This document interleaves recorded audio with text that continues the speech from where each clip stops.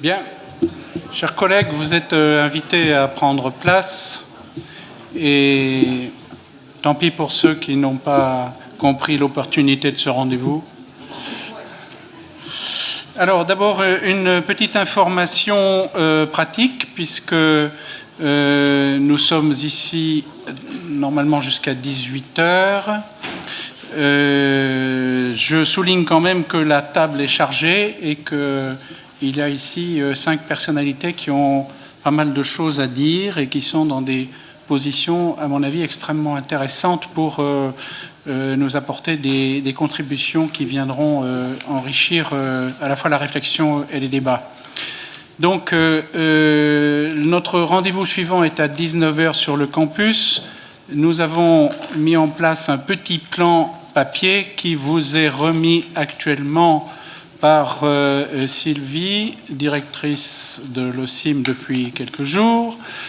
Et donc, simplement vous rappeler que pour gagner le campus, il faut prendre le tram. Ici, c'est idéologiquement incontournable à Dijon. Donc, vous êtes priés de vous diriger vers la station du tram qui est à quelques mètres place de la République. Alors, attention, il y a 2 lignes. Vous devez prendre la ligne 1, direction Quetigny. C'est bien ça? Oui, d'accord. Ligne 1, Quetigny, et descendre à l'arrêt Erasme et non pas à l'arrêt Université. Hein. Faites très attention. Vous êtes bien à l'université, mais il faut descendre à l'arrêt Erasme. Voilà. Et là, vous vous dirigez donc vers l'Athénéum où la suite des opérations vous attend. On va commencer par un buffet à 19h et ensuite le spectacle. Voilà. Donc, ceux qui n'ont pas encore récupéré le plan, vous savez qu'il existe au moins. Voilà. Voilà.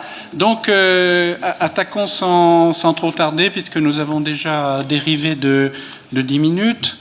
Le titre un peu étrange pour un certain nombre d'entre vous de cette table ronde trouve en fait son origine dans la dénomination même de l'observatoire, observatoire du patrimoine, de la culture scientifique et technique.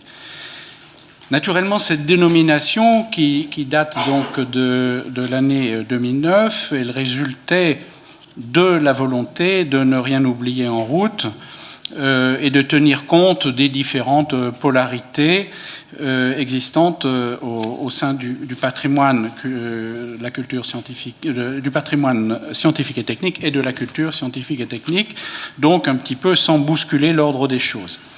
Cette dénomination aboutit cependant à opposer quelque peu le patrimoine scientifique et technique et la culture scientifique et technique, ce qui induirait que le patrimoine scientifique et technique pourrait avoir une existence autonome par rapport à la culture scientifique et technique, et que du même coup, la culture scientifique et technique pourrait se déployer en ignorant totalement le patrimoine. Alors, bien entendu, les protagonistes, dont une bonne partie sont ici, font le rétablissement, se récrient, c'est caricatural, etc. Bon. Alors, on peut dire que du même coup, cette table ronde est rigoureusement inutile et on peut retourner au café. Cependant, cette caricature, elle doit être dépiégée. Parce que, comme nous l'a abondamment rappelé Bernard Schill, nous sommes en France. Et donc, nous traînons derrière nous tout un ensemble d'ossifications institutionnelles, administratives, etc. Mais cette culture institutionnelle française que l'on attribue généralement aux instances étatiques, lointaines, etc., responsables de tous nos malheurs, elle est aussi notre production à nous tous. Et que, naturellement, nous aimons bien nous vautrer dans ces situations où, finalement, les compétences, les savoir-faire, les statuts, les formes institutionnelles, eh bien, elles se regroupent dans des îlots identitaires. Et que, donc, ça signifie qu'on ne fait pas forcément abstraction, on ne balaye pas ce genre de choses d'un simple revers de main. On sait néanmoins que sur le terrain, l'enchevêtrement des actions, des implications institutionnelles, des pratiques innovantes, des engagements militants, des engagements personnels. Donc, on constate que toutes ces identités professionnelles et institutionnelles bien réelles, eh bien, elles s'hybrident, elles se métissent, elles coopèrent, etc. Mais derrière ces petits jeux, il y a néanmoins des enjeux sémantiques importants, parce que on sait bien que les acceptions du terme patrimoine varient chez les spécialistes eux-mêmes du patrimoine. On peut faire dialoguer à l'infini, je me tourne vers Hélène, sur l'acception de ce mot, en mettant simplement autour de la table des tenants des musées d'art, des musées de société, des muséums, et le débat devient intéressant. Et a fortiori, si on y joint des instances qui sont en responsabilité du patrimoine non muséal, Direction générale des patrimoines au sein du ministère de la Culture, et également si on va chercher, par exemple, les services des régions qui sont maintenant en charge du patrimoine, notamment par le service de l'inventaire. Donc, on peut aussi se dire, qu'en est-il des acteurs que je qualifierais de périphériques, et ça n'est pas péjoratif, mais c'est simplement les acteurs que, à l'OCIM, depuis quelques années que nous réfléchissons à cela, nous considérons comme des acteurs effectifs, bien réels sur le terrain. Les premiers qui sont finalement passés dans notre champ d'observation, et je crois qu'eux-mêmes se reconnaissaient comme ne se pensant pas comme des acteurs de la culture scientifique, à savoir les collègues des Jardins botaniques. Et qu'en est-il lorsque on va passer, je dirais, au monde au pluriel extensif de l'écologie, de l'environnement, et je pense que Yves-Marie Alain nous en touchera un mot dans quelques instants. Donc, première question, cette question de patrimoine, indépendamment même des jeux sémantiques internes aux initiés, elle pose des vrais problèmes de périmètre, de territoires généraux concernant la culture scientifique elle-même. Il en est de même, et là je pense que ce sera en particulier notre collègue Hugues qui abordera la question de la relation entre le patrimoine et la recherche. Bon. Qui d'ailleurs, ceci dit en passant, est conjointement, historiquement, celle des muséums et des universités. Et enfin, qu'en est-il du mot culture et du sens de ce mot culture lorsqu'on le percute avec cette notion autour de laquelle nous tournons ici, la culture scientifique et technique et industrielle. Donc, pour essayer d'y voir un peu plus clair sur tout ça, et sans aucune idée de système, c'est-à-dire qu'on ne va pas chercher des définitions, on va essayer de mettre des cas en situation pour essayer de dépiéger un peu tout ça. Donc nous allons avoir ici 5 témoins qui vont déposer à la barre successivement. Et sur la base de ces 5 dépositions, on va essayer de jouer à cache-cache avec les faux problèmes. Et puis on va essayer d'en identifier des vrais.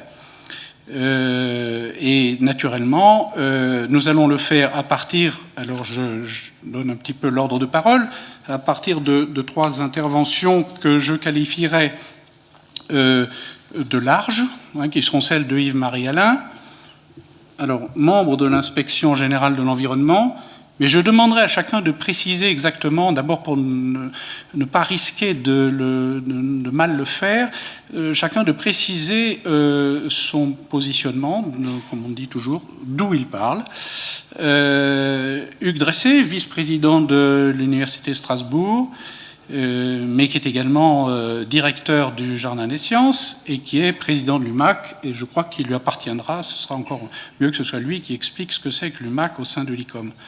Hélène Hatzfeld, ministère de la Culture et de la Communication, département de la Recherche, et surtout, à ce titre-là, directrice du groupement d'intérêt scientifique IPAPIC, c'est-à-dire Institution patrimoniale et pratiques interculturelles, et qui, là aussi, pourra nous donner un point de vue un peu illustrer à travers ce travail qui se fait dans le cadre de ce GIS.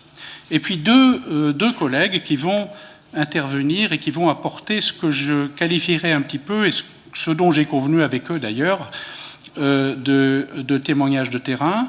Guillaume Debout, à ma droite, directeur adjoint de l'agence Normandie Patrimoine, et qui va développer un petit peu au nom de quoi il parle, puisque c'est pas tant cette question d'agence que l'expérience de terrain dont il va témoigner.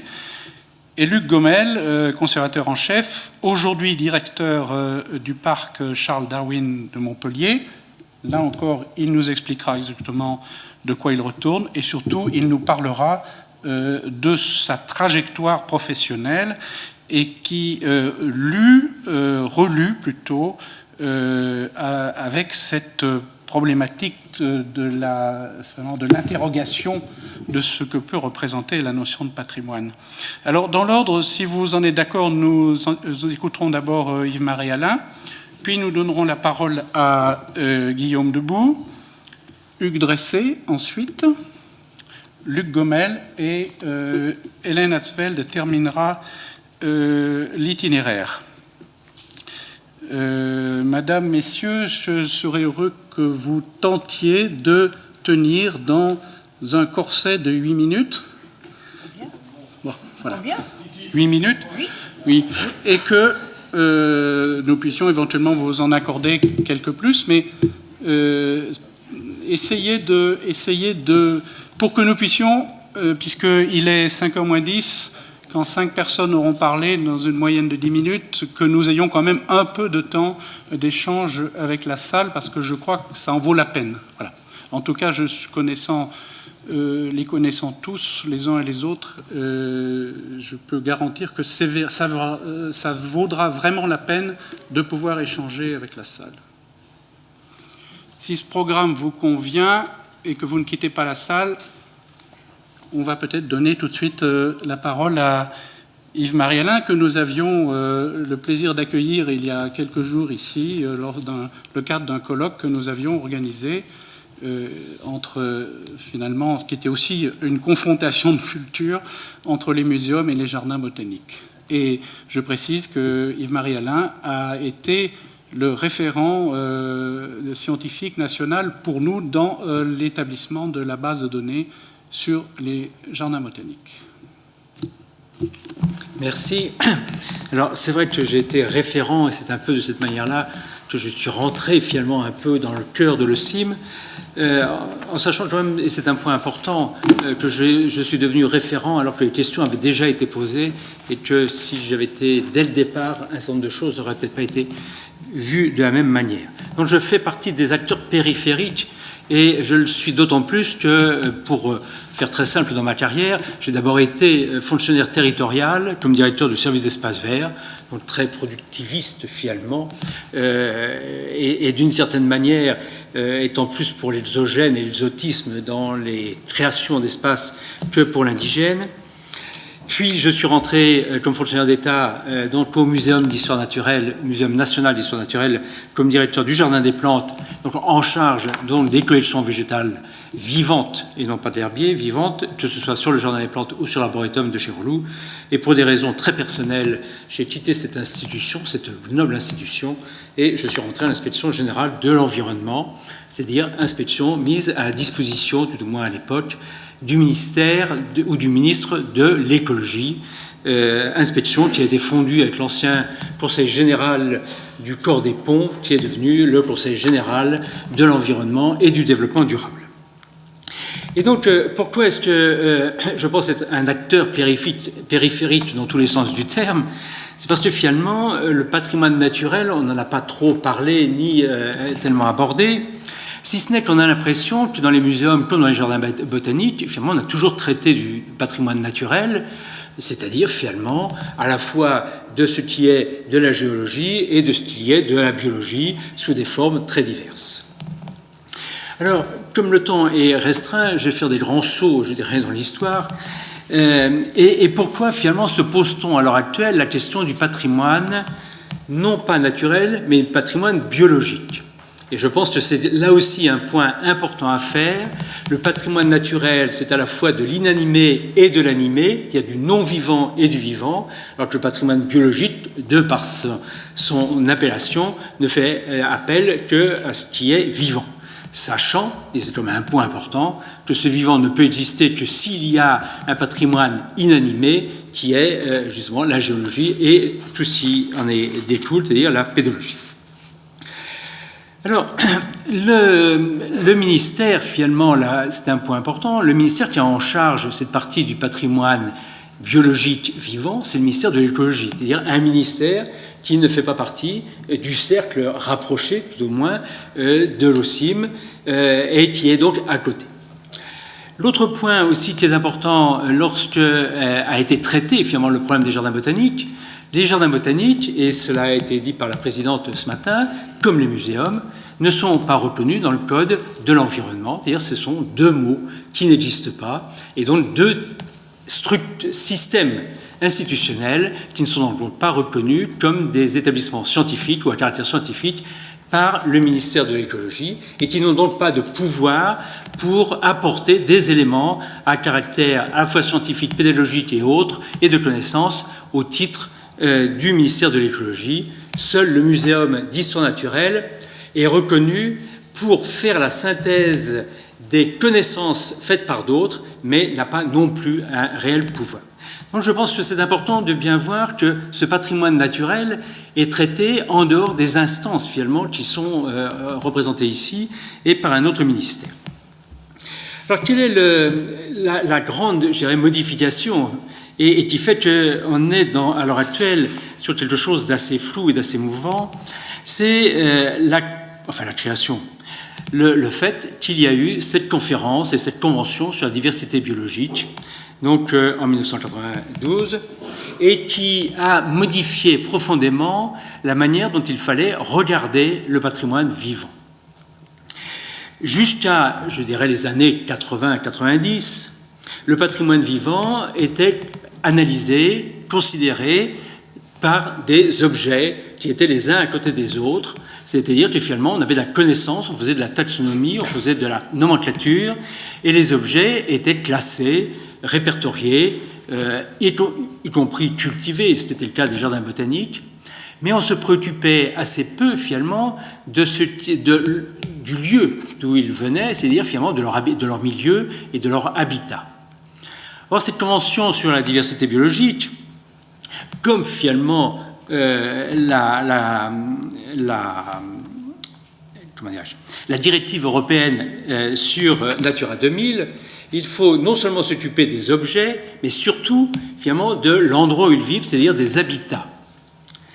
Et alors, ce qui est intéressant et finalement qui pose énormément de problèmes, c'est que l'État, ou la France et tous les pays européens, doivent rendre des comptes tous les 6 ans. Je crois que c'est là aussi un point important, c'est-à-dire que chaque État est responsable de son patrimoine naturel et doit rendre des comptes à la collectivité internationale, c'est-à-dire qu'est l'Europe, sur finalement l'état de ce patrimoine naturel. Et la Convention sur la biodiversité, et Mme Delmas en a dit 2 mots ce matin, demande également à chaque État des comptes régulièrement sur la manière dont le patrimoine est géré et dont le patrimoine est sauvegardé. Et ce qui se passe, c'est qu'on ne recherche pas à savoir si telle ou telle espèce spécialement a été sauvegardée, si elle a changé de statut de rare, elle est devenue commune, etc.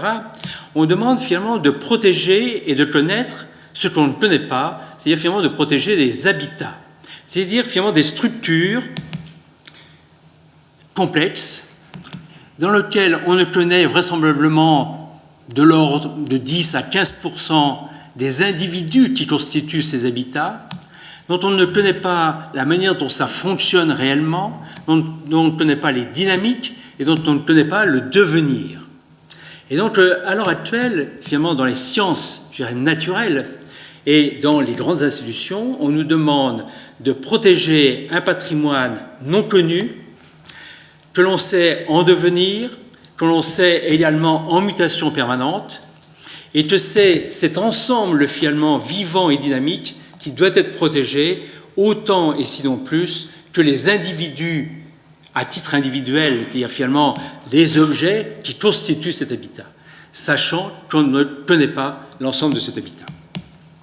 Et donc le problème de la communication et de faire comprendre ce qu'est la diversité biologique au grand public, finalement, est extrêmement complexe, extrêmement difficile, et on voit bien que la communication à l'heure actuelle sur la diversité biologique est souvent erronée, que l'on se trompe de vocabulaire, que l'on confond la diversité spécifique, c'est-à-dire des espèces, et la diversité biologique.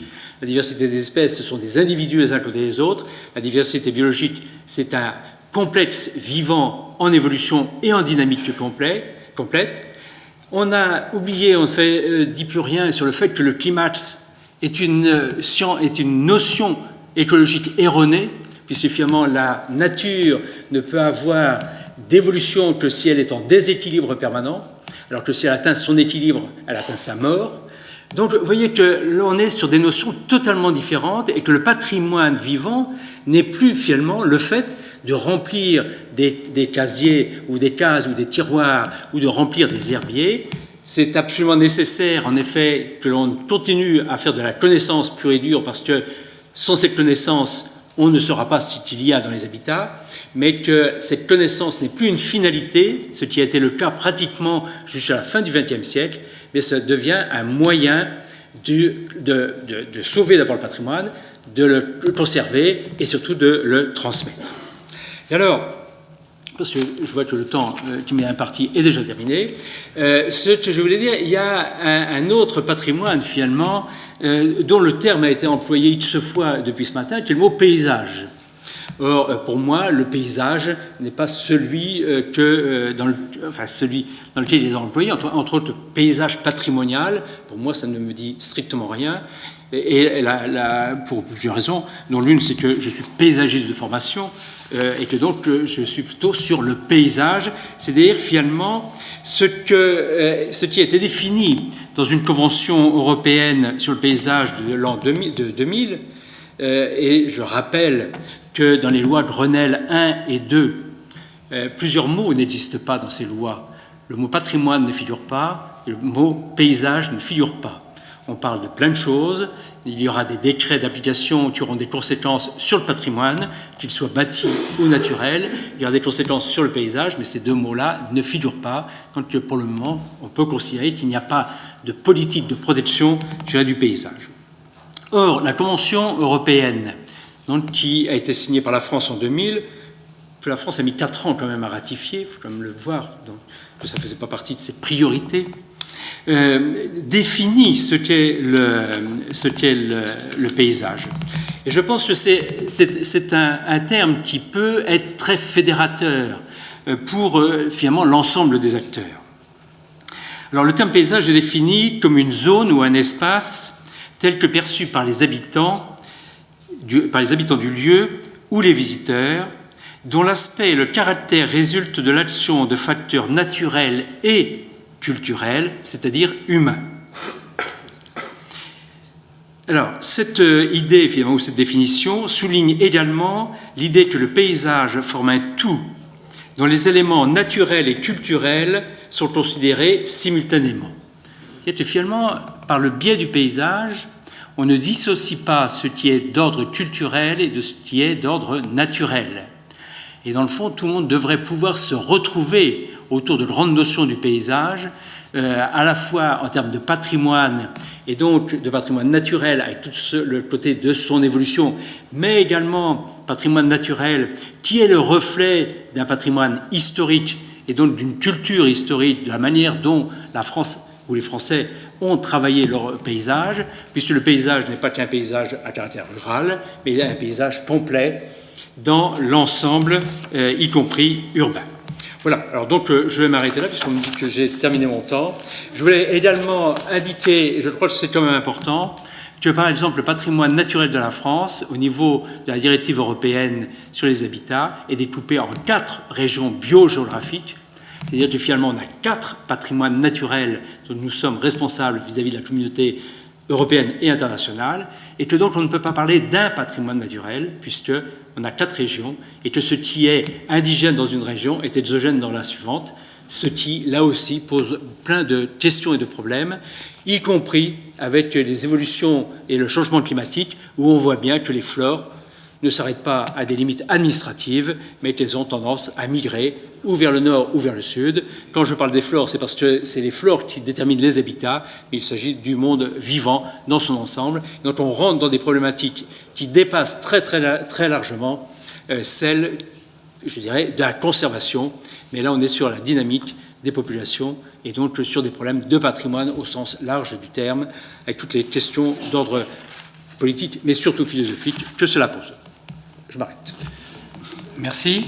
Et donc, je crois qu'on mesure tous le travail qui est devant nous lorsque les dernières idées qui nous ont été énoncées, qui nous ont réjouis du côté du ministère de la Recherche, comme quoi peut-être que l'avenir nous conduirait vers finalement des ouvertures interministérielles. Je crois que là, les acteurs de la culture scientifique ont du boulot devant eux pour se rapprocher des instances qui peuvent avoir effectivement des analyses à la fois proches et différentes, et en tout cas employer des termes, les mêmes termes, mais sous des acceptions différentes.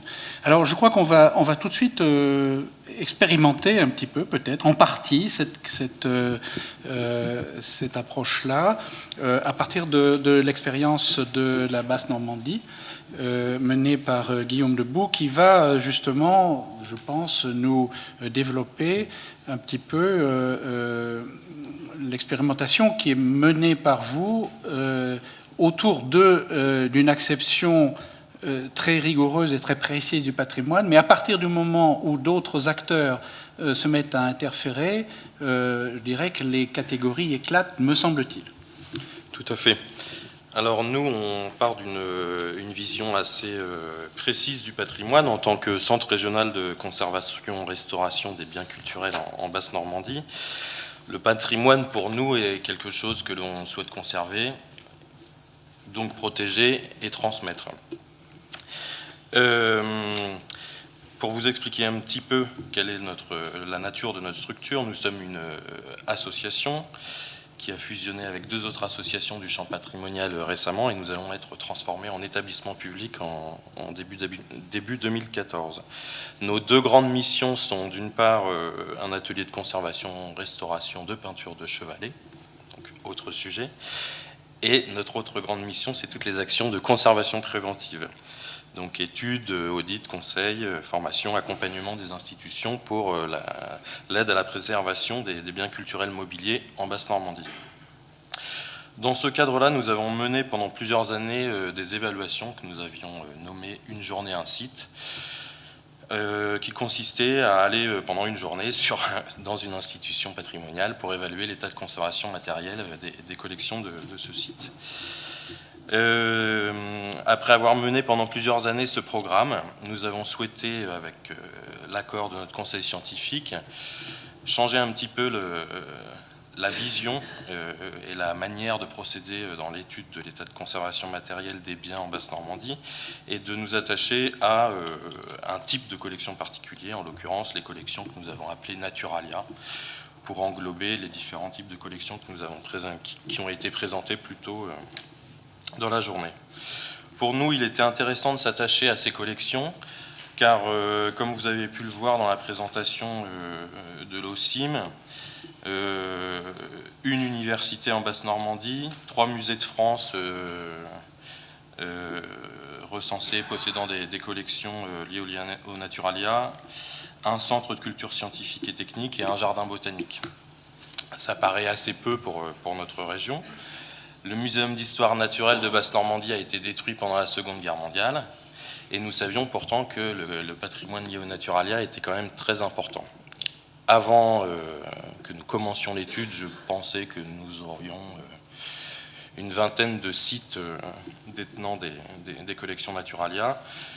Nous arrivons à plus de 75 lieux de conservation des collections Naturalia en Basse-Normandie.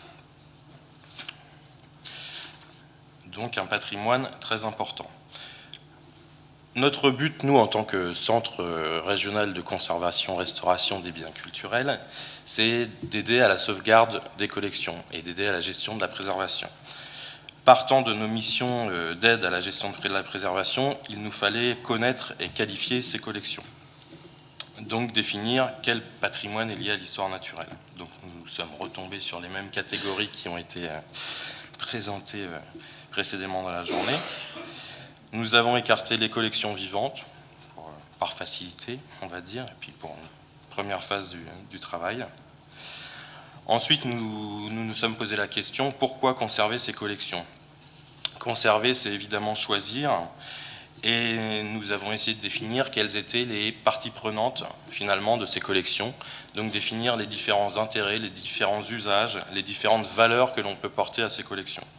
Donc en tant que patrimoine régional, en tant qu'outil de la recherche, en tant qu'outil de la culture scientifique et technique, outil de l'éducation au vivant, témoignage de l'histoire des sciences, et même les échanges entre l'histoire naturelle et les arts qui ont été évoqués aujourd'hui. Donc ce projet que j'avais débuté en pilotant un groupe de travail du groupe des musées un groupe de travail du réseau des musées de Basse-Normandie, j'ai souhaité l'élargir assez rapidement à d'autres professionnels, d'autres champs que le patrimoine. Donc en l'occurrence les chercheurs, les universitaires, les sociétés savantes, les naturalistes, les associations scientifiques régionales.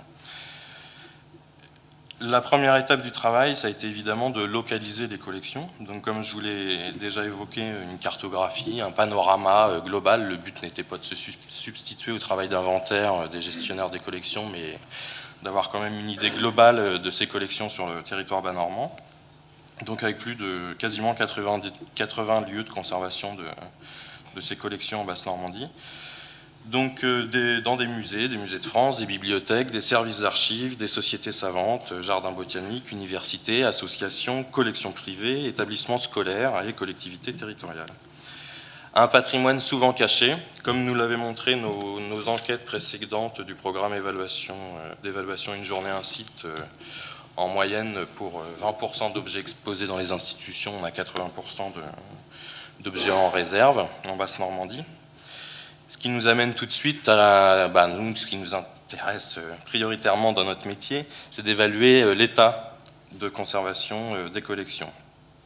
Tout d'abord en essayant d'évaluer le volume de ces collections. Donc on a des chiffres qui sont évidemment en cours de précision, plus de 400 000 spécimens. Évoluer des volumes, si on propose ensuite des solutions de réserve mutualisées, évaluer les volumes des collections est toujours un chiffre très, très important. Ensuite, parler des matériaux constitutifs, donc la variété, la spécificité des matériaux de ces collections. Donc nous avons affaire à un patrimoine fragile. Parler des conditions de conservation, donc des lieux de conservation, des réserves qui ne sont pas forcément adaptées. Par les formations des professionnels des institutions, on est souvent face à une méconnaissance de ces objets. On a évoqué aussi la perte de connaissance sur l'identité même des objets, sur les spécificités techniques de ces objets ou la constitution de ces collections. Nous avons aussi, en partenariat avec des institutions telles que l'ADREAL ou l'Office national de la chasse et de la faune sauvage, commencé des chantiers de réflexion sur le statut juridique des collections. En effet, en Basse-Normandie, nous n'avons qu'une collection en fait, qui est plus ou moins légale, on va dire, sachant qu'on a beaucoup de spécimens qui sont des spécimens protégés. Sans parler de la problématique des restes humains, mais en parlant déjà rien que des animaux, par exemple, ou des plantes, ou de la zoologie. En Normandie, nous avons un seul musée où les collections, où nous disposons d'un papier qui légalise l'exposition, la conservation, le transport ou le prêt de ces collections. Tous les autres musées ne sont pas forcément illégaux, mais ils n'ont pas été légalisés. Donc il y a toute une réflexion à mettre en branle là-dessus. Donc tous ces points quand même qui nous soucient nous amènent à évoquer le problème d'une deuxième disparition après la première disparition catastrophique pendant la Seconde Guerre mondiale en Basse-Normandie. Donc pour nous, le projet Naturalia nous permet de créer une nouvelle dynamique en fédérant donc tout un réseau transversal avec des gens aussi bien du patrimoine, de la conservation préventive, de la recherche, des administrations, comme je l'ai évoqué, l'ADREAL ou l'NCFS, les naturalistes et les associations scientifiques. Le but est de réunir toutes ces parties prenantes autour de ces collections, qui sont à la base ou en lien avec leur travail, pour mieux connaître, mieux conserver et mieux valoriser ces collections. Et donc, nous avons choisi, en première étape de ce travail, après la partie un petit peu étude, de passer à la partie délectation, on va dire, comme la définition des musées de l'ICOM, et faire connaître ces collections cachées. Donc c'est bien, les colloques nous nourrissent, donc j'ai appris qu'on faisait un peu de public engagement, en fait. Et donc le but pour nous est de mobiliser le public bas-normand et de se saisir finalement, de connaître nos biens communs, et de les investir dans le choix et le futur de ces collections. Donc pour cela, nous allons publier un livre le 9 décembre et nous allons faire des rencontres que nous avons dénommées Rencontres Naturalia le 9 décembre à Caen, auxquelles vous êtes cordialement invités pour fêter la sortie de ce livre qui se veut justement assez grand public pour faire découvrir ce patrimoine caché, découvrir les problématiques de conservation, découvrir toutes les parties prenantes, tous les intérêts, les usages, et engager justement les différentes parties prenantes, aussi bien professionnelles que publiques, que élues, à s'engager dans la préservation de ce patrimoine. On observe déjà des actions qui sont liées au bouillonnement autour de ce projet. Des actions de restauration, des récollements d'inventaire, des expositions qui se créent, des chantiers de dépoussiérage, de marquage, des créations de nouvelles réserves.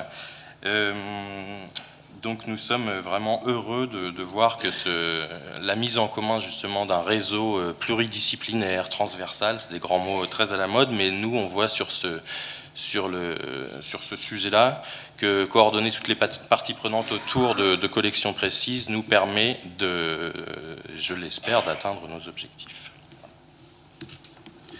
Merci. Alors, je crois qu'à travers cet exemple de terrain, on voit comment, sur la réalité, je crois qu'ici personne ne peut évidemment l'ignorer, c'est que le patrimoine génère une pluralité d'acteurs, réunit une pluralité d'acteurs, où les acceptions, finalement, la question des classifications patrimoniales ou culturelles devient très floue, et où finalement c'est la résultante, me semble-t-il, la résultante de ce travail collectif qui aboutit vraisemblablement à ce qu'on pourrait qualifier de production d'un travail de culture scientifique. Alors ça rejoint, je crois, un peu historiquement, qu'est-ce que c'était que finalement que les collections scientifiques, puisque ça vous amène, vous, à les revisiter de ce point de vue-là, mais la création même des collections scientifiques, tel qu'on a pu en connaître et on peut le redécouvrir aujourd'hui au sein des muséums, et problèmes auxquels sont confrontés, me semble-t-il, les universités. Et alors là, je pense que Hugues va nous amener à la fois une observation du point de vue de son mirador alsacien, mais je crois également du point de vue de tes fonctions internationales, puisque tu vas nous rappeler ce que c'est que l'UMAC et qu'est-ce qu'on peut mesurer à cette échelle-là en termes d'enjeux sur ce patrimoine ou ce non-patrimoine, bon, question éternellement débattue des universités, en tout cas ce matériel scientifique qui fait patrimoine et qui en tout cas correspond à une richesse et en tout cas à des envies de s'investir de la part de certaines entités politiques dont tu témoignes. Oui, merci Louis-Jean. Le souvenir de Mirador, c'est une image qui nous pèse sur l'histoire alsacienne, puisqu'en effet je viens de Strasbourg. je ne viens pas du Struthof, hein. Je viens de Strasbourg, où je suis directeur du Jardin des Sciences, puisqu'il faut savoir d'où on parle, qui est une structure qui est assez formidable grâce aux Allemands. Donc là, ce n'est pas qu'une boutade, mon entrée de jeu. Grâce aux Allemands, donc l'occupation allemande de 1870 à 1918, nous avons des musées, des collections particulièrement bien conservées, et en particulier aussi l'architecture qui est très bien conservée, typique de Strasbourg jusqu'à Lviv à peu près, et en Biélorussie, et qui a échappé au bombardement des guerres. Donc, grâce aux Allemands, nous avons ces collections. Grâce aux Allemands, nous avons aussi, je dois le reconnaître, la volonté de mettre une recherche au plus haut niveau, qui, des prix Nobel des siècles derniers, enfin au tout début du siècle dernier, du début du XXe, fait qu'on est dans un cadre un petit peu particulier en tant qu'université. Donc, puisque je dois dire d'où je suis, président du MAC, c'est un comité international, un des 31 comités de l'ICOM consacrés aux musées et aux collections académiques, donc universitaires, au sein du Conseil international des musées, fonction que j'exerce depuis 4 ans. Et puis, dernière casquette, tu l'as dit, Louis-Jean, c'est vrai que je suis vice-président en charge des ressources humaines, et en particulier les ressources humaines aujourd'hui, ça veut dire gérer la masse salariale, ce qui veut donc dire que ça fait, dans ce qui peut être dit, peut-être des éclairages un peu contradictoires entre la culture, l'argent, ça marche pas toujours ensemble. Alors il y a beaucoup de choses qui marchent pas ensemble, et à mon âge, où on a les cheveux un petit peu gris, et ça a déjà été rappelé un petit peu ce matin, c'était patrimoine et culture scientifique, hein. Je crois qu'il y a eu de très beaux rappels qui ont été donnés quand on rappelait fort justement que la création des CCSTI, c'était tout sauf du patrimoine. C'est surtout, je crois, une culture qui s'est créée, puisque celle du patrimoine existait déjà en dehors des universités, au niveau de la culture scientifique, en contre, c'est-à-dire tout l'argent qui va à la Cité des Sciences, etc. Donc, dans ma jeunesse, j'ai baigné dans ce climat d'opposition culturelle. Aujourd'hui, je crois que les choses ont beaucoup changé. D'abord, beaucoup de protagonistes ont disparu. Deuxième élément, et c'est vrai que peut-être c'est ma présence ici, c'est que les universités, institutionnellement, sont présentes. Et vraiment, je salue ce qu'a fait l'Observatoire. Ça n'aurait pas été fait il y a 10 ans. On n'aurait pas pensé à dire, bah tiens, on met les universités dedans. Pourquoi alors? Les individus, quand on dit université, il faut faire attention parce qu'il y a certainement quelqu'un du CNRS, non. Les universités, c'est tous les personnels, des laboratoires, etc., qui y travaillent. Hein. Donc, les universités en tant qu'individus étaient déjà présentes. Hein. On rappelait l'OCDE, Bernard, mais il ne faut pas oublier quand même les mouvements des années 70, les assises Chevènement, où les chercheurs ou universitaires posaient la question justement de l'engagement dans la science et étaient présents simplement institutionnellement. Ça a mis énormément de temps, et je crois qu'il y a ce qu'il faut avoir en tête, c'est effectivement cette échelle de temps. La loi 1984, ça a été rappelé ce matin, qui dit votre troisième mission en dehors de la formation et la recherche, c'est aussi la diffusion de la culture scientifique. Et puis la nouvelle loi récente qui le redit, il y a l'eau qui a coulé sous les ponts. L'eau a coulé sous les ponts parce que effectivement l'existence de centres de sciences, l'existence de CCSTI a fait que les universités, mais qui est composée d'hommes et de femmes hein, qui vivent dans un lieu, eh bien, se sont impliqués ou se sont sentis de plus en plus impliqués. Les universités, qu'il faut le rappeler, avaient quand même un patrimoine extraordinaire au niveau enseignement-recherche, a été dit, qui était vraiment laissé un peu à l'abondance, simplement par le non-renouvellement des emplois, eh bien, les universités apparaissent effectivement de plus en plus comme pas un havre de paix, mais un havre de solidité. C'est vrai, au moment où nous voyons nos amis des CCSTI qui ont des difficultés de budget, l'université, elle a quand même le dos un peu plus large en termes d'avance, elle a le dos un peu plus large en termes de mobilisation des chercheurs.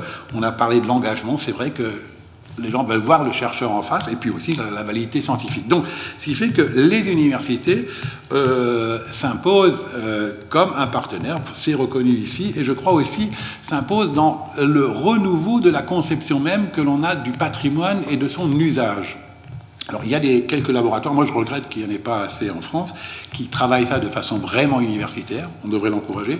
Il y a surtout des pratiques nouvelles, où le patrimoine est utilisé pour l'enseignement, pour la recherche et pour la diffusion de la culture scientifique. Et Jean-François Servel le mentionnait, nous avons fait une réunion à Strasbourg en début février, il y a 1 an et demi. Il y avait plus de 25 universités présentes, et chacune avec des réalités différentes, parce que des passés différents, c'est en magasin, vous n'avez pas la même chose, vous n'avez pas le même type de président, mais en même temps, quand même, des envies de pouvoir apporter quelque chose. Alors, apporter quelque chose, Louis-Jean me lançait sur la question de l'international. Donc, UMAC est un comité qui est tout à fait international, puisqu'on a de l'Australie à l'Argentine, en passant par l'Alaska, des membres.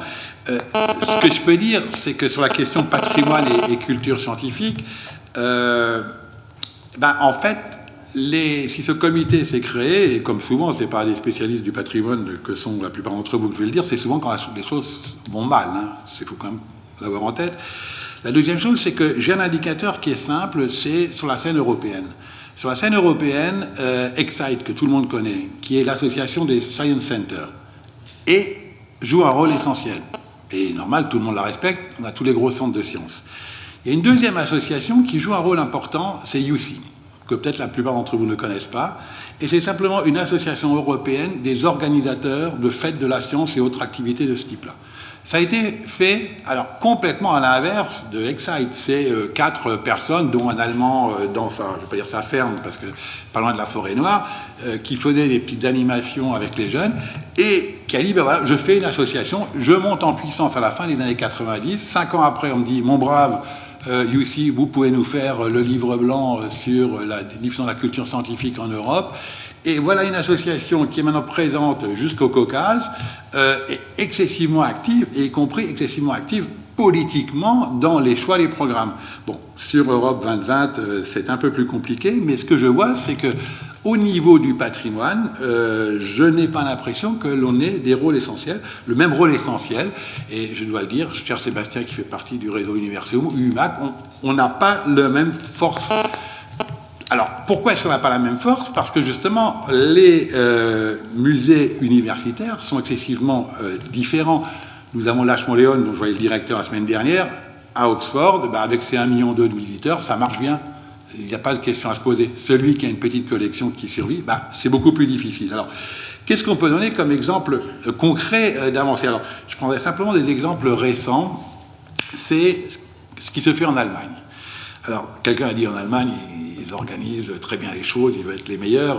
C'est vrai qu'il y a un côté d'organisation qui est réel. Depuis, en tout cas, une petite dizaine d'années, les universités, un peu moins ça a duré, les universités se sont réunies autour des collections universitaires et qui, elles, ont été préservées. Et surtout, c'est pas tant les collections, et j'y tiens, bien sûr, il faut qu'elles soient préservées, mais c'est les hommes et les femmes autour ont été préservés, c'est-à-dire qu'il y avait il y a une véritable activité d'enseignement, de recherche dans les universités d'Allemagne. Et donc là, un travail, disons, sur 5 ans, a conduit, par un travail de lobbying, et je crois que c'est notre responsabilité de le faire, a conduit à ce que le centre, l'équivalent du CNRS, allez, pour faire simple, a sorti une déclaration sur 50 pages, la version anglaise, la version allemande étant plus importante, qui en gros nous dit: les collections et musées universitaires doivent être considérés comme des infrastructures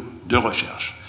C'est-à-dire qu'au même titre qu'en tant que scientifique, je vais au CERN pour aller voir si le boson de Higgs se porte bien, eh bien, je dois avoir une autre type d'infrastructure qui, elle, c'est une tendance qu'on a dans la science lourde, qui est démultipliée, donc qui sont les collections universitaires. Donc, Louis-Jean, très clairement, sur la notion même de patrimoine, eh bien, nos amis allemands nous disent, en mettant nos collections comme outils d'infrastructures de recherche, on leur donne tout à fait une autre vision, puisque à partir de là, bien évidemment, je fais de la recherche thématique, de la recherche interdisciplinaire, mais je peux faire de la recherche sur de l'histoire des sciences, de la recherche sur la recherche, etc. Donc là, il y a un travail, je crois, très intéressant qui se met en place, et je peux dire que dans d'autres pays, et notamment le réseau Universeum, est très actif pour que ce soit reconnu, et ceci a déjà été vu en France. Un autre élément récent que j'ai en tête sur l'usage du patrimoine, c'est l'Écosse. L'Écosse, c'est 8, toujours vu des musées universitaires, c'est 8 universités, mais alors qu'il y a un patrimoine extraordinaire. Et là, la question qui a été posée ce matin, patrimoine d'art scientifique, ne se pose pas, puisqu'ils ont tout. Ils ont tout, ils ont des salles qui sont ouvertes au public, et ils ont la volonté bien de peser dans la vie politique, autrement dit, d'aller vers leurs concitoyens, c'est-à-dire de se poser vraiment dans une dynamique de culture scientifique, politique, que j'ai aussi revu récemment sur une autre université, à un autre niveau, à Gand, où ils ont l'intention de faire un centre très fort. Donc on peut donner beaucoup d'images, beaucoup d'endroits où les choses bougent, où le patrimoine est mobilisé, mais on le comprend pour ceux qui lisent entre les lignes. Écosse, Gand, il y a des forces, vous le savez, qui poussent à l'affirmation identitaire. Ce qui veut donc dire que quand on parle patrimoine université, on ne peut pas ne pas parler portage politique. Le portage politique, il est, et là on pourra en discuter quand même de façon un peu plus précise, certainement avoir au niveau macroscopique, hein, c'est une chose, les politiques d'État. Il est surtout au niveau des universités. Luc, je crois, donnera un témoignage vu de l'intérieur, mais c'est bien beau d'avoir des lois, d'avoir la volonté même du président au plus haut niveau de faire des choses. Après, qu'est-ce qui se fait et surtout, quelle est l'échelle de temps? Et surtout, quand je vois ce petit panneau là sous les yeux, je suis très rapide pour dire que, en fait, à la question que Louis-Jean me posait de dire patrimoine versus culture scientifique, de dire qu'aujourd'hui, pour moi, elle a un sens quand il faut préserver, on a les pièces, tout ça, bien évidemment, hein, ça, on ne discute pas. Mais en termes d'action politique, d'aller vers l'extérieur, ça n'a plus tellement de sens, au sens que un objet en lui-même n'a pas toute son intégralité si derrière il n'y a pas l'histoire, la culture, etc. Autrement dit, avec du patrimoine matériel, comme on dit en français, eh bien, on a nécessairement le patrimoine immatériel. Et quand on fait des actions de diffusion de la culture scientifique, on est aussi dans l'immatériel. Donc, en fait, je crois qu'on est main dans la main sur les objectifs qu'il faut quand même redire, les carrières scientifiques. Malheureusement, c'est quand même un problème, hein, je maintiens quand même si on le dit depuis 150 ans, même si depuis 150 ans, on dit que le niveau baisse. Et le dernier élément, c'est effectivement de mobiliser ces éléments qui parlent très fort dans le cadre de ce qu'on appelle les dialogues sciences-société et activités de ce genre-là. Voilà, je rends ma feuille pour les 10 secondes. Merci, Hugues. Et après ce voyage planétaire, européen au moins, puisque tu as déjà introduit Luc, je crois qu'il est déjà fondé à prendre la parole et à nous apporter, comme tu l'as dit, son témoignage de l'intérieur, puisque comme on échangeait de manière récapitulative tous les deux sur nos itinéraires, tu me disais à quel point finalement aujourd'hui tu es catalogué comme quelqu'un du patrimoine et que en fait ce déclencheur pour toi, tu me le disais, avait été tout simplement la culture scientifique. Donc je crois que c'est intéressant que tu nous ramènes à la dimension finalement d'un itinéraire d'un professionnel qui a traversé une série de situations extrêmement intéressantes les unes par rapport aux autres, enfin du moins sur le plan expérimental vu de l'observateur, et je crois que tu vas nous en rendre compte dans un temps limité, bien sûr. Oui, on va rester dans le voyage, dans l'itinérance. Quand Louis-Jean m'a proposé de participer à la table ronde, j'étais confronté à deux problèmes. Le premier, c'était comment est-ce que moi je pouvais aider à repenser, puisque c'est ça le titre, le concept du patrimoine au sein de la CST, alors que j'avais déjà du mal à le penser tout court. Deuxièmement, je lui ai rappelé que j'étais plus un faiseur qu'un penseur, et même si ça fait toujours du bien de réfléchir avant de faire, c'est un autre métier. Comme de toute façon je ne pouvais pas refuser, je suis revenu sur mon parcours de 30 ans en confrontation de culture scientifique et de patrimoine, et je vais essayer de vous dégager une typologie de ces croisements patrimoine-culture à travers les différentes structures dans lesquelles soit j'ai baigné, soit auxquelles j'ai été confronté. J'ai commencé il y a donc à peu près 30 ans avec le système des expos sciences qui nous venait à l'époque du Québec.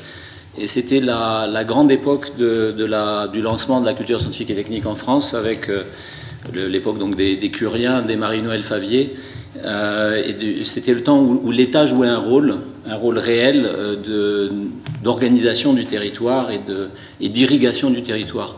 Tout à l'heure, on a entendu le pourcentage qui est distribué comme miettes sur la province par rapport à ce qui reste dans les grands établissements parisiens. Ça, c'est une réalité qui devrait être au cœur du débat aussi. Après les expos sciences, j'ai enchaîné rapidement avec l'itinérance d'une exposition que j'avais montée avec quelques amis, une expo sur les fourmis.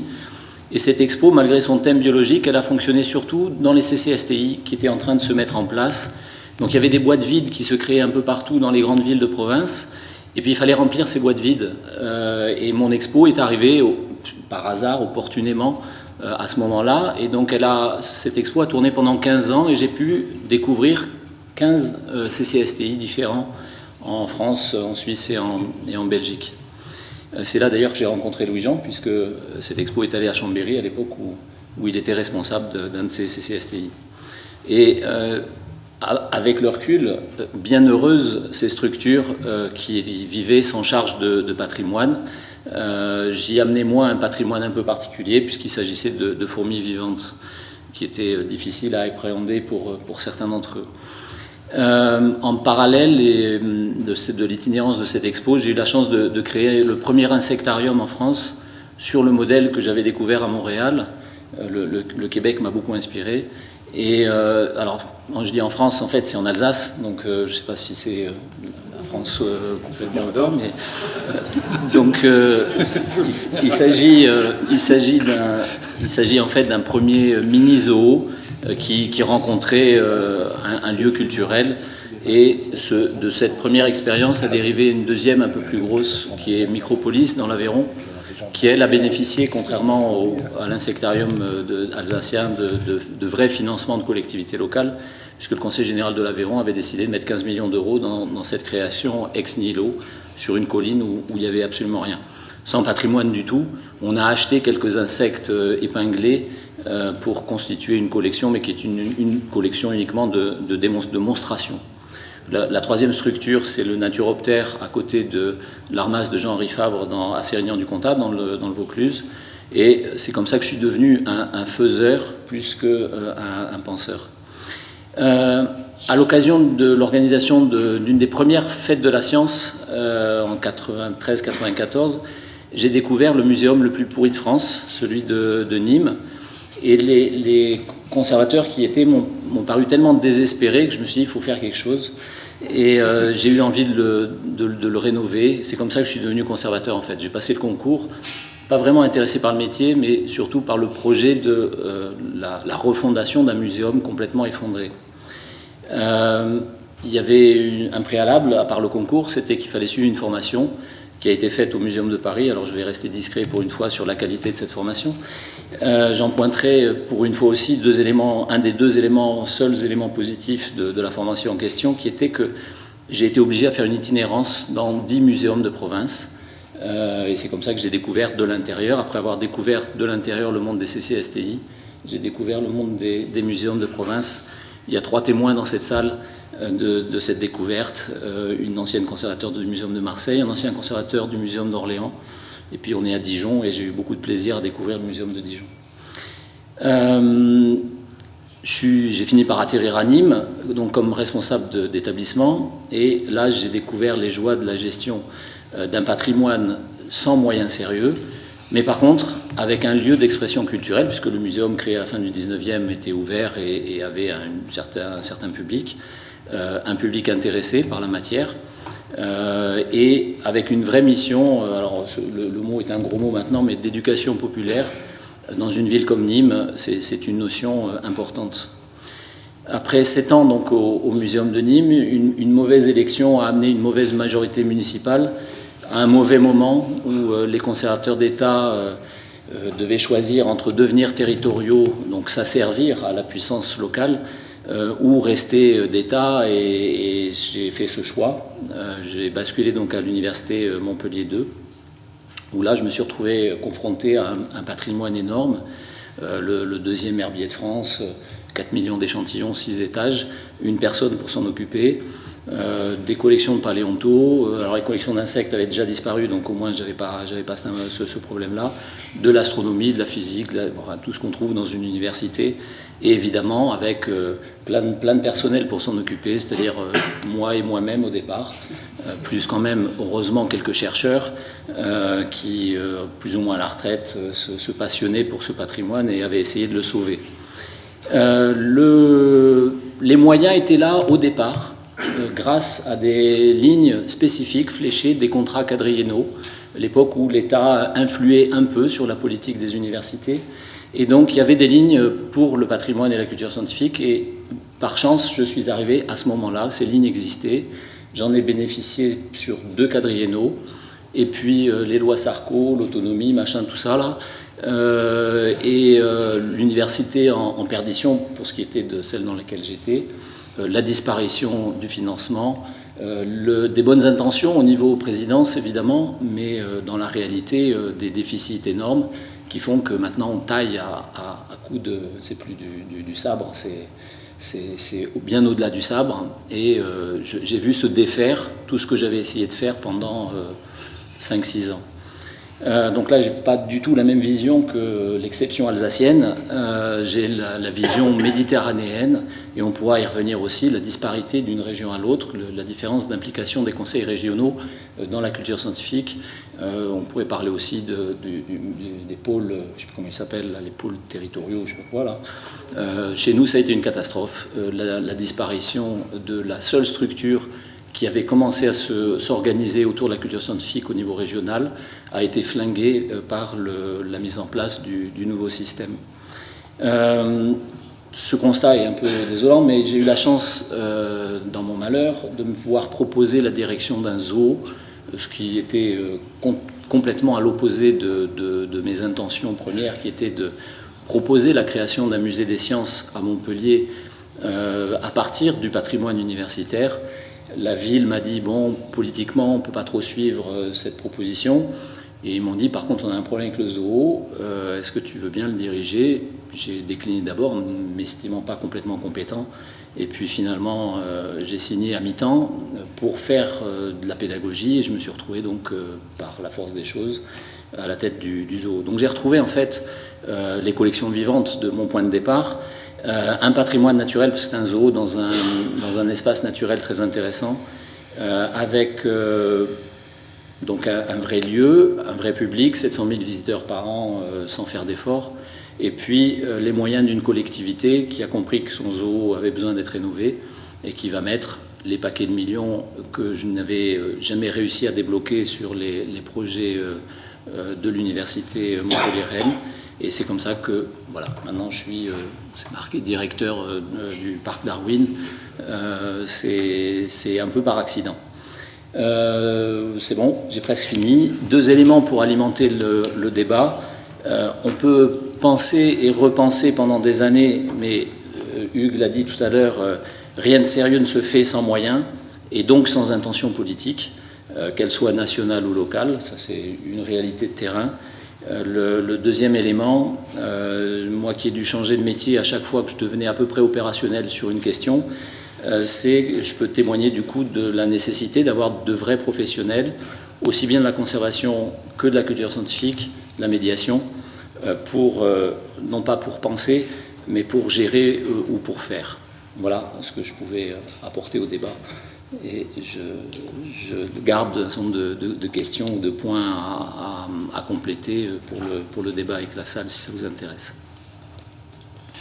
Merci Luc de souligner ces deux facteurs clés qui transcendent tous les autres, à savoir effectivement le professionnalisme et les transversalités des compétences au sein du professionnalisme et l'impérieuse nécessité de pouvoir s'appuyer sur une volonté politique, quelle qu'elle soit et auquel niveau qu'elle se situe, et ça renvoie également à l'intervention de Hugues.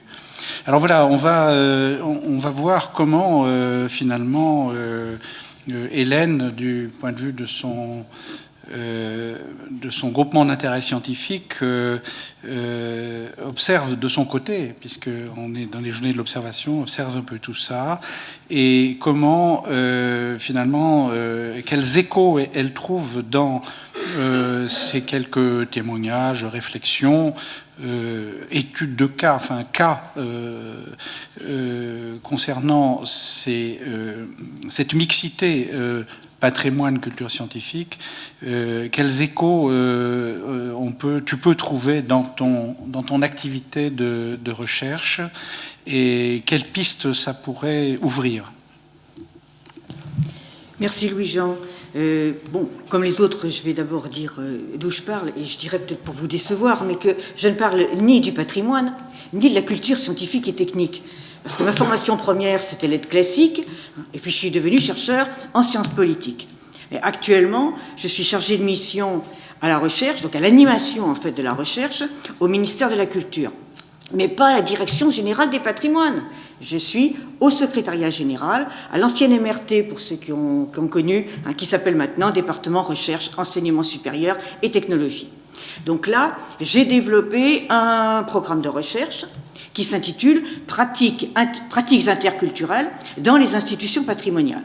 Ce qui m'a amené à créer aussi, à animer un réseau qui s'appelle Groupement d'intérêt scientifique, Institutions patrimoniales et pratiques interculturelles, dont le CIM est membre. Alors, interculturel, deux mots là-dessus. Ce que je veux dire par là, c'est qu'on interroge la prise en compte de la complexité des sociétés par les institutions. Qu'on interroge aussi ce qui fait patrimoine pour les institutions, qu'elles soient la puissance publique, mais aussi pour les gens, pour la société dans sa diversité sociale et culturelle. Et puis, les recherches que j'anime, ce sont des recherches collaboratives entre institutions, chercheurs, associations, dans l'esprit de favoriser des dynamiques qui obligent chacun à décaler son point de vue, à expliciter ses présupposés. Donc, vous vous en doutez, les questions que je vais poser maintenant, les remarques que je vais faire, c'est des remarques de biais sur les liens entre patrimoine et culture scientifique et technique et les enjeux. Donc, si j'ai le temps, je vais essayer d'en aborder trois. D'abord, dans quelle mesure ce que vous observez, les données que vous recueillez, peuvent-elles être pensées comme du patrimoine?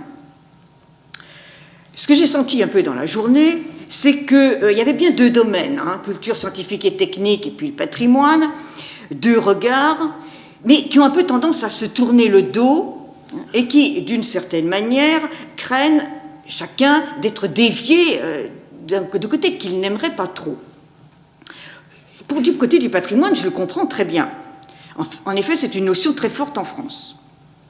Poser les questions, est-ce que c'est du patrimoine? Et sinon, pourquoi? Qui en décide? Selon quels critères? Par quel processus? C'est dire, par exemple, que l'Observatoire concourt à la fabrique du patrimoine et en interroger les attendus.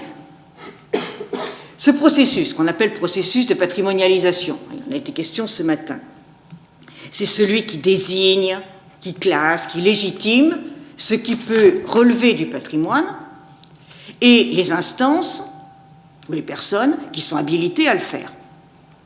En France, on le sait, j'enfonce des portes ouvertes, c'est un processus qui a une légitimité ou qui confère une légitimité très forte à ceux qui en sont les maîtres. Cette puissance, elle n'est pas due au fait que la patrimonialisation serait une bonne pratique, mais c'est parce que, traditionnellement, en France, le patrimoine, c'est l'expression emblématique du pouvoir régalien de production et de transmission de l'héritage national, ce qu'on va liguer à ces générations futures. Donc, désigner quelque chose comme pouvant être élu au rang de patrimoine, c'est lui conférer une valeur, une dignité, une pérennité qui va le sortir du particulier, du petit groupe pour lequel il fait point commun. de l'éphémère, pour lui donner sens dans un grand récit, que ce soit le récit national ou son double au niveau local. Mais cette belle définition du patrimoine, nous nous en rendons compte, on en a parlé déjà, se fissure, notamment depuis les années 80, sous l'effet de deux facteurs. Plus que deux facteurs, mais au moins deux facteurs. C'est-à-dire l'extension de la notion. Aujourd'hui, tout peut faire patrimoine. Et la direction des patrimoines, donc du ministère de la Culture, entérine d'une certaine manière cette reconnaissance d'une diversité des patrimoines. Et puis le deuxième facteur, c'est qu'il y a une remise en cause des critères de ce qui fait patrimoine. Aujourd'hui, le banal, l'ordinaire, le quotidien, le contemporain, le naturel, on l'a dit tout à l'heure, tout ce qui peut aussi déroger aux critères du beau, donc ces critères dominants, tout cela est candidat à la patrimonialisation, mais dans une hiérarchisation qui les minore. Donc, du point de vue de cette hiérarchisation, le patrimoine scientifique et technique, qui est ciblé par votre observatoire, il fait partie de ces patrimoines potentiels, je vais dire, de ces moutons noirs qui viennent subvertir le patrimoine au sens le plus légitime et qui viennent demander, et moi aussi, ai-je droit à devenir la toison d'or? Deuxième remarque, deuxième question. Quel lien entre patrimoine et CST? Ou plus exactement, qu'est-ce qui est entre? L'intérêt pour moi, c'est de mettre en évidence ce qui rapproche, mais aussi ce qui écarte la culture scientifique et technique et le patrimoine. Ou, pour le dire autrement, comment les cultures scientifiques et techniques, puisqu'elles sont plurielles, viennent interpeller, travailler les processus de patrimonialisation. Et inversement, comment le fait de traiter certains patrimoines sous l'angle des cultures scientifiques et techniques va permettre de décaler les regards, de faire en sorte que les gens de musée puissent les voir autrement que selon la représentation classique du patrimoine. On peut évoquer à ce sujet-là deux pistes, justement, pour être entre la notion d'art et la notion de culture. La notion d'art d'abord. Bon, vous savez, il y a deux sens qui se sont autonomisés peu à peu. Esthétique, qui est la plus valorisée dans les représentations dominantes de la culture française, et technique, qui est de second rang. Donc ce double sens permet d'interroger aussi les collections des musées sous l'angle de leur savoir et des savoir-faire. C'est-à-dire de mettre en équivalence, je vais le dire de façon osée, les grands billes, ces vieux vélos du musée d'art et d'industrie de Saint-Étienne, ou bien les textiles du musée Bargouin à Clermont-Ferrand, et les enluminures d'une Bible du Moyen-Âge. Et ce qui m'intéresse justement, c'est de mettre en évidence ce qui est entre patrimoine et CST, c'est-à-dire ce qui interpelle à la fois le processus de patrimonialisation, dans sa forme classique, et la notion de culture, également, dans cette forme classique, c'est-à-dire les valeurs et les pratiques attachées à la notion de patrimoine, mais aussi celles attachées à la notion de culture. On a parlé tout à l'heure d'autres notions, paysage, me semble être des traverses possibles. J'ai évoqué tout à l'heure les fissures qui existent dans la notion de patrimoine. Je vais prendre maintenant celle de culture pour montrer aussi comment elle est ébranlée. D'abord, elle a comme art deux sens qui s'interpénètrent et s'interpellent. Un sens étroit qui est celui du ministère de la Culture, au sens artistique. Puis le sens large, qui est un sens anthropologique de valeurs, représentations, pratiques partagées. Mais dans ces deux sens, la notion de culture est travaillée en profondeur, on le sait, hein, par la mondialisation, les représentations et les pratiques, les opportunités professionnelles hein, qui créent des mobilités supplémentaires, etc. Et les transformations technologiques, bien sûr. Donc ça a 3 conséquences qui ébranlent la notion traditionnelle de culture. On reconnaît maintenant que la culture est devenue plurielle. Hein, c'est la reconnaissance de la diversité culturelle. On fait le constat également que toute culture dans le monde moderne est mixte. Elle est hybride, elle est métissée. Et des économistes et philosophes indiens, hein, comme Appadurai ou Amartya Sen, l'ont bien montré. Donc la culture, ce n'est pas un monolithe, ce n'est pas des cailloux séparés non plus. Je dirais, si je veux continuer la métaphore, que ce serait plutôt hein, un magma bouillonnant, agité par les multiples questions que posent aujourd'hui les approches scientifiques, techniques et industrielles. On a évoqué ce matin les débats sur ce qui peut être considéré comme scientifique et au nom de quoi, et en particulier ce à quoi servent les nanotechnologies. Troisième conséquence hein, de cet ébranlement de la culture, c'est la remise en cause de la hiérarchisation des cultures dont j'ai parlé tout à l'heure. On en a parlé ce matin, démarche d'en haut interministérielle, hein, qui revalorise la culture scientifique et technique, mais aussi ce mouvement plus profond hein, de demandes sociales et de pratiques sociales qui font des sciences et techniques des potentiels de connaissances partagées, qui suppose une reconnaissance des savoirs amateurs, associatifs, citoyens, hein, pour reprendre ce que disait Bernard Schill, hein, ce qui était, je pense, tout à fait intéressant de ce point de vue-là. Donc, pour terminer, quels enjeux pour l'Observatoire et le CIM de penser ensemble patrimoine et culture scientifique et technique? Je voudrais juste faire 3 suggestions sur les rôles hein, que l'Observatoire et le CIM pourraient jouer. Premièrement, être moteur dans la réflexion critique dont j'ai parlé sur les processus de patrimonialisation. Donc, inciter les institutions qui se définissent souvent ou qui sont définies dans une logique quasi exclusivement patrimoniale, donc les inciter à se penser aussi dans une logique de culture scientifique et technique. Donc à décaler leur point de vue et leurs pratiques, à remettre en cause leurs critères, leur hiérarchie à propos des patrimoines et celle des cultures, et à revoir aussi, on l'a dit ce matin, la question des formations, les définitions des métiers, etc. Donc être un outil de questionnement réciproque. Deuxième piste, deuxième rôle possible, c'est que, notamment avec l'Observatoire, le CIM sache davantage ce qui est partagé et ce qui fait controverse entre des musées d'histoire et de société et des musées d'histoire naturelle, entre des centres d'archives et des fonds documentaires de muséums.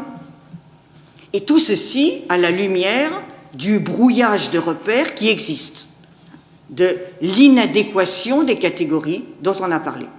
Ça, c'est un enjeu de recherche qui me semble extrêmement important, qui est étroitement lié à l'enjeu précédent, comme recherche collaborative, institutions, chercheurs, société civile.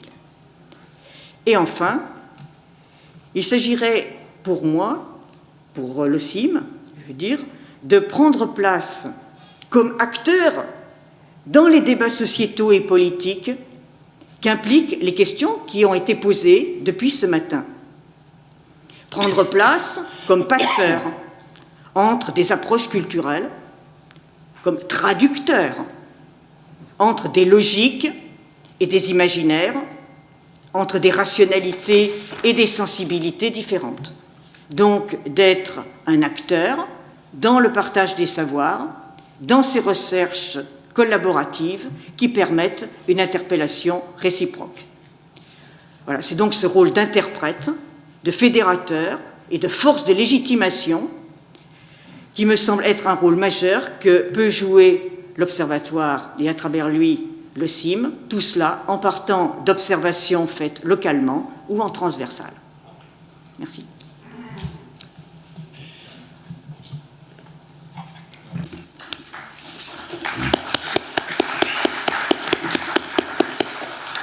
Merci Hélène pour ces propositions que tu fais, et je sais que ça t'a coûté de contraindre ta réflexion dans ce temps très limité, mais je crois que voilà, tu nous délivres un certain nombre de diagnostics et c'est un petit peu ce que nous recherchions, et je crois que tous les collègues qui sont à la table ont mesuré l'importance de ta parole. Donc il nous reste relativement peu de temps, encore qu'on nous a apparemment accordé quelques minutes de plus. Donc je crois que ce serait vraiment dommage de ne pas pouvoir interroger les protagonistes de cette table ronde, que je remercie, et peut-être donner la parole à quelques questions. C'est une question pour Madame Hartzfeld. Puisqu'on est dans la sémantique, on est dans la définition des mots, le patrimoine, c'est l'héritage du père, la culture scientifique et technique est tout compte fait un des héritages du père, donc à mon sens, un des patrimoines, certes. C'est une question que je vous pose. Est-ce que les restrictions à cette domination tout compte fait du patrimoine en termes de concept sur la culture scientifique et technique n'étaient-elles pas restreintes par l'autonomie de ses moyens propres à la culture scientifique et technique, c'est-à-dire ses moyens d'expression, son référent même, et également une autre restriction à cette domination, qu'elle est finalisée socialement, car intégrer la problématique, on l'a vu tout à l'heure, économique, industrielle, tout compte fait de domination politico-culturelle. On l'a vu avec le tour du monde qu'on a pu faire tout à l'heure dans les dominations de certaines nations autour de cette technique. Question très très directe. Conceptuelle. Conceptuelle, je dirais même peut-être à la limite un peu provocante. Provocante.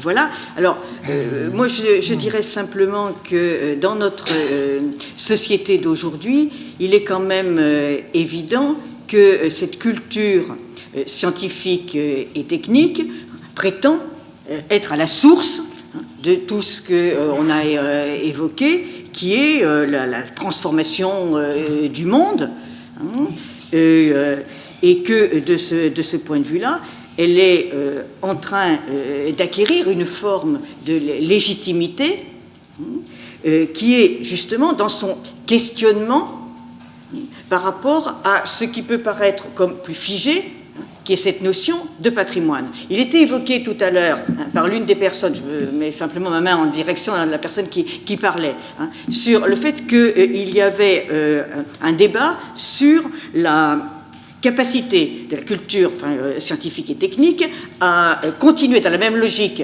productiviste, ne s'interrogeant pas sur les grands problèmes du monde, les limites de nos modèles de pensée jusqu'à présent. Justement, si on veut bien prendre cette culture scientifique et technique au mot jusqu'au bout, ce que je pense, c'est qu'elle a les moyens de nous permettre de changer de paradigme.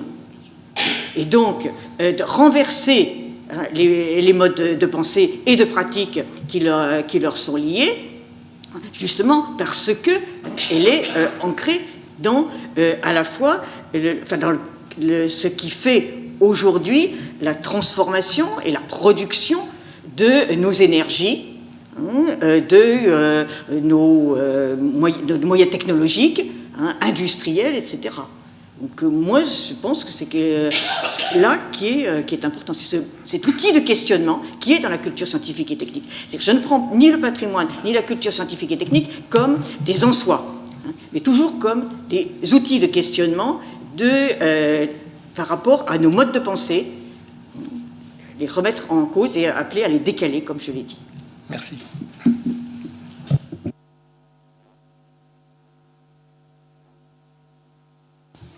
Gilles.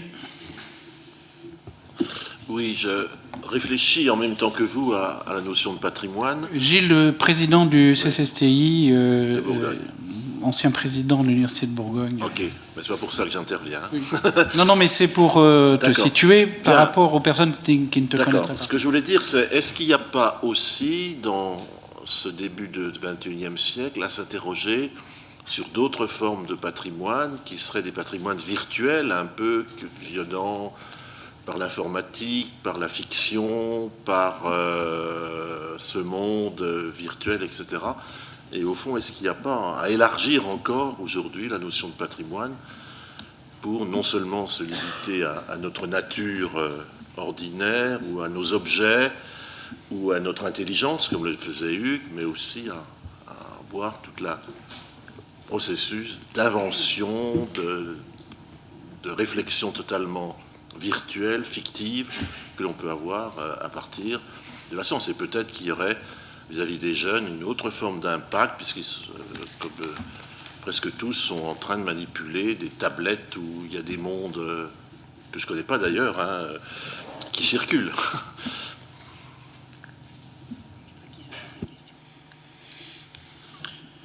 Je vais reprendre la parole. Nous, c'est vrai qu'en tant que professionnels de la conservation préventive, le support numérique nous questionne beaucoup, vu qu'il est moins pérenne que le papier. Enfin, pour l'instant, il n'a pas fait encore ses preuves de façon claire. C'est vrai que pendant la journée, je suis un peu un néophyte de la culture scientifique et technique, donc j'apprends beaucoup aujourd'hui, et je ressens quand même une opposition entre ce qui serait un espèce de patrimoine figé et la culture scientifique et technique. J'ai même entendu que les collections scientifiques, par exemple, qui n'étaient plus utilisées, pouvaient rentrer dans le patrimoine. Bon, pour moi, le patrimoine, pour le dire simplement, c'est vrai que nous, on s'occupe à la matérialité de la matérialité de l'objet. Pour nous, le patrimoine, c'est ce qu'on veut transmettre. Donc, on se donne les moyens de pouvoir le transmettre, de par les actions de conservation préventive, voire de restauration. Et je ne sais plus où je voulais en finir, mais voilà, c'était pour évoquer ces petites idées-là. Peut-être pour dire que c'est vrai que quand on est un petit peu extérieur à ce milieu-là, cette tendance à tout à rendre tout en patrimoine est vraiment très, très inquiétante. Et je crois qu'Hélène l'a bien dit, c'est que ça permet effectivement une désacralisation de ce qui fut le patrimoine avec un grand P, puisque si je prends simplement l'exemple des universités, je crois qu'on a une responsabilité sur l'instrumentation scientifique avec tout ce qui était derrière, mais elle avance tellement vite, les laboratoires se détruisent, les matériels se détruisent, etc. Qu'est-ce qu'on fait? Où est-ce qu'on stocke? Et puis maintenant, on a le numérique. Donc là, je sais que Sébastien Soubirant a déjà planché sur la question de qu'est-ce qu'on va faire dans les productions qui sont numériques, qui elles-mêmes ont vocation à avoir des supports qui ne le seront plus. Donc il y a un moment, on a un peu la tête qui tourne, c'est vrai.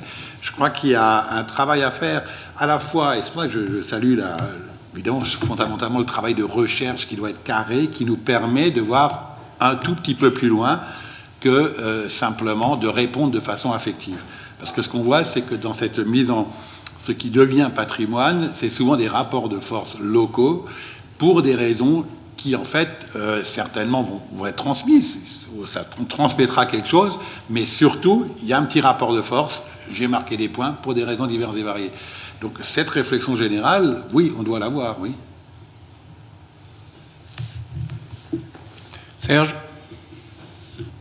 La question que je vais vous poser, c'est sur la démarche de patrimonialisation et le fait qu'en définitive, on peut ouvrir les portes et puis le collectionneur de pots de fleurs du village devient effectivement quelqu'un qui fait du patrimoine et celui qui collectionne les croix gammées et les courriers devient effectivement un porteur d'histoire. Donc il me semble que dans la question du patrimoine et de la place dans la culture scientifique, en mettant le mot culture en avant, et on considère que la culture scientifique n'est qu'un des aspects de la culture, la question du patrimoine devient un enjeu fondamental en termes d'histoire. Et si, dans les programmes de l'éducation nationale, on a une histoire des sciences, il me semble que ça fait référence à un certain nombre de cadrages conceptuels qui permettent d'éviter ces réflexes identitaires qui circulent, et notamment dans le patrimoine immatériel, que ce soit Wikipédia ou d'autres réseaux sociaux, où la valorisation d'un vrai et faux patrimoine virtualisé permet de créer des fausses d'identité, et je pense que c'est assez dangereux. Donc je pense qu'il faut manipuler, et ma question c'est ça, c'est comment réussir à instruire un débat nécessaire, indispensable, sur le patrimoine, la culture scientifique étant inclus dedans, sans avoir dans le même temps cette confiscation, je dirais, de l'affectif sur des réflexes identitaires et sur des réflexes, je dirais, de malveillance politique, on va dire ça comme ça.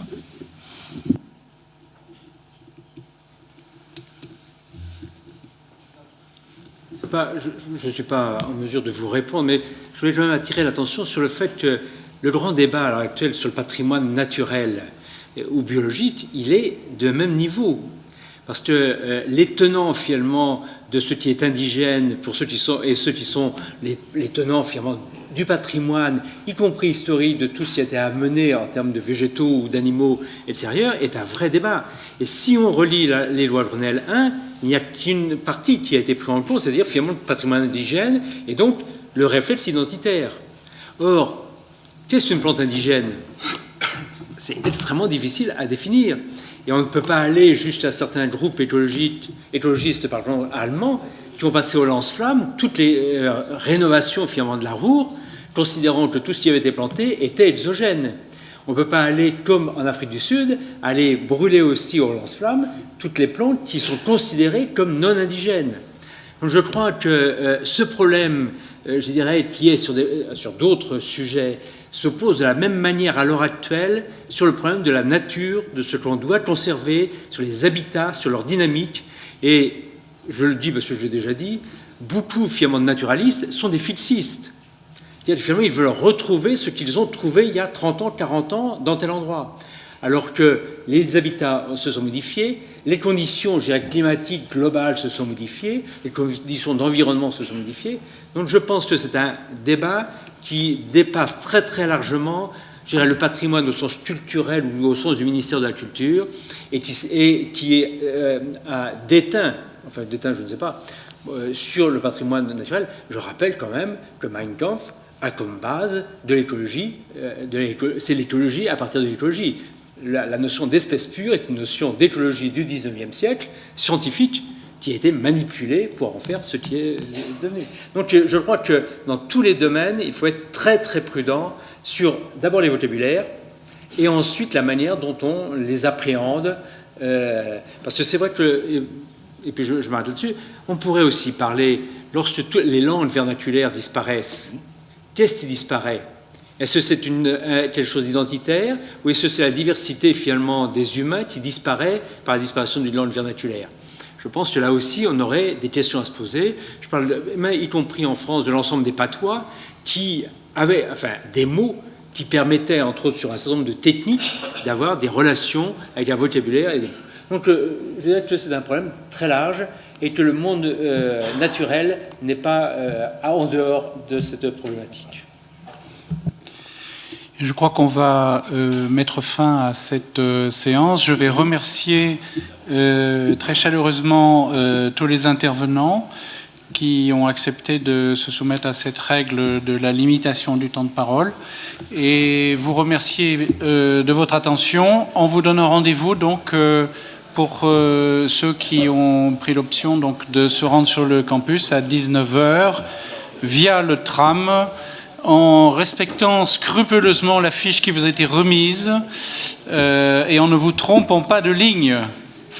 Et bonne soirée et pour l'essentiel d'entre vous, dans quelques minutes.